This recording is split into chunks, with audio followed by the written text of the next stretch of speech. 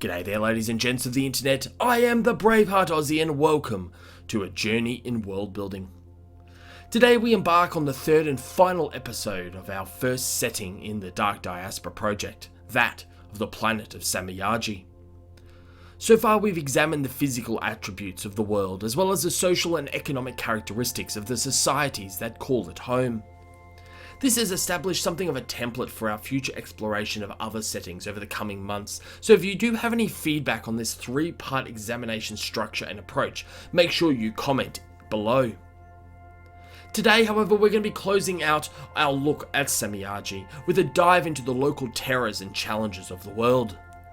Grimdark differs from that of horror in that it's less about creating a sense of shock and more of a sustained unease. In other literary forms, Grimdark could be easily compared with something of like a dark suspense thriller, where violence is present but as part of a wider construct of sustained conflict, tension, restlessness and disquiet. So think of horror-like elements in the Dark Diaspora as like peaks in the otherwise constant grimdark drum beating in the background of the world. This is particularly relevant for Somayaji as it is the local life forms of the ocean and jungle that are the basis of the local terror. As discussed in the first episode, Somayaji is home to alien life. This includes plant and tree analogues as well as various types of fish, whale and crustacean-like sea creatures. Yet the primary grimdark terror is that of insects. Insects are something of a go-to in sci-fi when portraying alien life. Insects on Earth are by far one of the least anthropomorphic genus, with their exoskeletons and stick-like legs and tendrils and antennas and other appendages carving them out as a distinct and separate form of non-mammalian life. The obvious go-to comparison here are the bugs of Clendathu in Starship Troopers universe, as well as the Zerg in the StarCraft universe. There are also some similarities to the bug-like attributes of the alien creatures in the Pitch Black movies of the Riddick universe, as well as the xenomorphs, of course, in the Alien universe. In all these cases, the common attributes is that the swarm or a hive mind is present. While I don't envisage there being something of a hive mind for the bugs and insects on Somayaji, I do see there being opportunity for various species of giant insects that swarm together against the people of the world when opportunity arises. As such, I see that the insects are as something more that's animalistic and somewhat mindless in nature, though perfectly adapted to the world in which they've evolved. Different species, including spiders and grubs and dragonflies and beetle analogues, would all be present and all have different ways of subduing each other, and particularly their delicious human prey. In particular, I really like the idea that the iron-rich blood of humans makes us something of a delicacy for the insects and drives them into a killing frenzy. Of course, the idea I want to convey with the jungle of Caldora is that mobility is key. Despite the swampy undergrowth terrain of the jungles, there is a need for all life to keep mobile, for standing still even for a moment can mean certain death.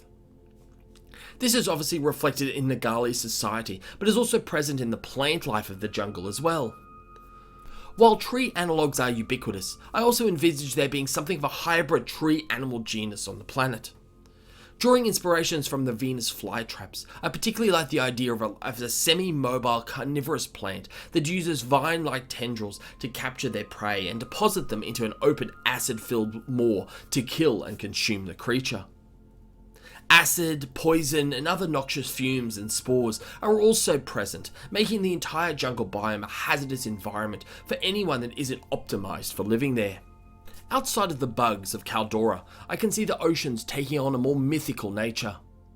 Fish, sharks, whales, and crustacean analogues are common, as well as all variety of sea plants.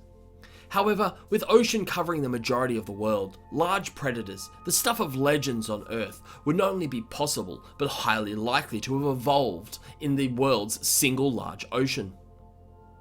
This takes inspiration from aquatic dinosaurs like the Mosasaurus and the Plesiosaur, which likely evolved on Earth during periods in which the ocean of the world were coalesced into a single grand basin. Such predators would become less viable when continental shifts moved large land masses between major oceans, interrupting global currents. This makes large aquatic megafauna like that of giant squids or kraken-like creatures and immense crocodile and shark analogues more likely in Somayaji's oceans due to the single large megacontinent of Caldora. Other grimdark and challenging factors could include native viruses and other microorganisms, creating plagues and illnesses throughout the population. There is also the reality of the heights at which the British cities are located, creating potential for falls and collapses both within and of the cities themselves. Drowning, shipwrecks, capsizing are all threats to that of the skimmers, while Caldora itself is subject to constant, smashing megastorms. Together, these environmental realities would make the otherwise stunning and naturally comfortable planet of Somayaji somewhat challenging at times. This does not mean that the world rises to the level of being genuinely dark and foreboding as a place to live for humanity. Far from it. But it does mean there is only little leeway that if something goes wrong, like an accident, that everything doesn't immediately fall over. And that's what I'd like to explore in this week's lore video. I've decided this week to expand the cast of our lore video narrators to include a female narrator. This is important to me, as there's been several times now we've had female leads in our lore stories, and I'm excited to add fellow Aussie Yanni Harris to the cast. And that is it for today. Make sure you go and check out our Discord channel, where you can go and visit and participate in the awesome discussions that are starting to take place there. Make sure you subscribe if you haven't done so already, and put a comment in the section below of different things you'd like to see as part of our videos going forward. Next episode, we're going to have a break from the settings and explore a topic that was actually raised in a comment in a previous video, that of space stations and their viability in the Dark Diaspora universe. But that is it for today. Thank you so much. Hope you all have a wonderful day, and may the journey continue.